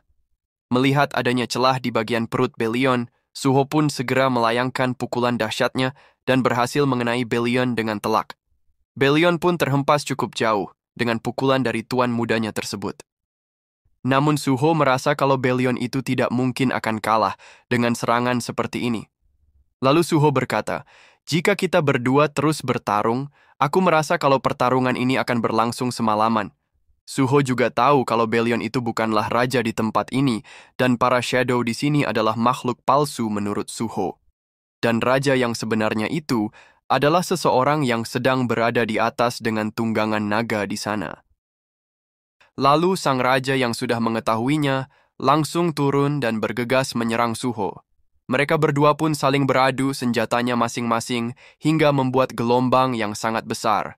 Lalu sang raja segera mengeluarkan tebasan yang sangat cepat dengan belati di tangannya. Ini adalah kali pertama Suho melawan seorang manusia di sini. Suho mencoba mengajak sang raja berbicara, namun sang raja sama sekali tidak menjawab ucapan Suho tersebut. Lalu sebuah gate baru segera muncul, meskipun lawan belum Suho kalahkan. Suho pun berpikir kalau seseorang di hadapannya itu adalah rintangan terakhir. Dengan itu, Suho bisa pulang asalkan bisa mengalahkan orang tersebut. Lalu mereka berdua kembali melayangkan serangannya masing-masing, namun di sini Suho cukup kewalahan dengan kekuatan dahsyat dari sang raja. Dengan kedua belati sang raja yang sedang memancarkan percikan petir, dia pun mengeluarkan gelombang mana yang sangat dahsyat. Bahkan Suho mendapatkan goresan di pipinya, dan akhirnya mereka berdua kembali beradu dengan serangan terkuat mereka. Di sini Suho merasa bahwa sang raja itu sangatlah cepat dan kuat, dan serangannya itu benar-benar begitu berat. Apalagi setiap serangan dari sang raja memiliki tekniknya sendiri-sendiri. Hal tersebut membuat Suho bertanya-tanya dengan sekeras apa sang raja itu berjuang mendapatkan kekuatan tersebut. Dan dengan kematian sebanyak apa yang dia lalui, hingga mendapatkan kekuatan yang sangat besar seperti ini. Namun Suho tidak ingin kalah di sini. Dengan statusnya yang sudah mencapai batas, dan kemampuan bertarungnya yang sudah berkembang sampai bisa menangani statusnya, Suho bisa melihat cahaya kemenangan di sini. Namun saat Suho mendaratkan serangannya, tubuh Suho mulai tertebas dengan sang raja yang tidak bergerak sama sekali di lokasinya. Bahkan gauntless peringkat S- yang Suho pakai bisa hancur oleh serangan sang raja dengan mudah. Suho pun merasa kalau sang raja itu pantas untuk dipuji, meskipun dia itu adalah musuh Suho sendiri. Lalu Suho berharap agar dirinya itu bisa menjadi sekuat sang raja. Namun setelah sang raja menghindari pukulan Suho, tiba-tiba sang raja menepuk kepala Suho dan menanyakan apakah gamenya menyenangkan. Seketika itu juga, Suho menyadari suara ini adalah suara dari ayahnya. Namun ayahnya itu malah melemparkan Suho ke dalam gate, karena ini masih terlalu dini bagi Suho. Setelah Suho memasuki gate tersebut, tiba-tiba Suho terbangun di tengah-tengah ruangan kelas sendirian. Suho merasa kalau ini adalah sebuah mimpi yang aneh, dan berpikir apakah itu karena dirinya terlalu sering bermain game. Setelah mengelilingi dungeon, bos terakhir yang Suho hadapi ternyata adalah ayahnya sendiri. Lalu teman sekelasnya menegur Suho, karena dia akan segera mengunci semua pintu kelas. Lalu dengan tubuh lunglai, Suho pun akan membantu temannya tersebut. Terlihat di atas bangunan sekolah, sang raja dan kedua komandannya tengah mengamati Suho dari atas sana. Ternyata Jinwo menggunakan sisa-sisa milik arsitek yang tertinggal untuk menguji anaknya tersebut. Lalu Igris menanyakan kepada sang raja, bukankah tidak masalah untuk mengembalikan kekuatan tuan mudanya sekarang? Apalagi setelah tuan mudanya itu diuji berkali-kali, hari inilah yang paling jauh yang dapat dia lakukan hingga sampai bertemu dengan sang raja. Dan Igris yakin kalau tuan mudanya itu sudah berhasil melewati ujiannya. Namun sang raja tidak yakin kalau Suho itu bisa mengalahkan Raja Naga saat ini. Tidak peduli sekuat apa seseorang, mereka itu harus berpikir untuk melarikan diri ketika menghadapi situasi yang tidak bisa mereka menangkan. Dan menantang musuh kuat tanpa berpikir panjang adalah sebuah keberanian yang sembrono menurut sang raja. Suho itu masih terlalu dini untuk sekarang, namun dia akan mempelajarinya suatu hari nanti. Bahkan jika Suho itu berakhir tidak mengetahui apa-apa, pasti Suho akan membuka pintu tersebut untuk menantang dirinya. Akhirnya dengan berat hati, Beru akan kembali berpisah dengan tuan mudanya itu sambil mengeluarkan air matanya. Karena ada urusan penting yang harus Jinwo selesaikan, keluarganya akan makan malam bersama setelah Jinwo menyelesaikan urusan tersebut. Lalu beredar sebuah berita tentang penipu bersaudara yang membuat keributan di negara. Huang Dongso dan Huang Dongsu telah ditangkap pada dini hari tadi. Terjadi kebakaran besar yang beresiko meluas ke area pemukiman terdekat, tapi pemadam kebakaran telah berhasil memadamkan api setelah mengerahkan 52 unit dan 800 orang pemadam kebakaran.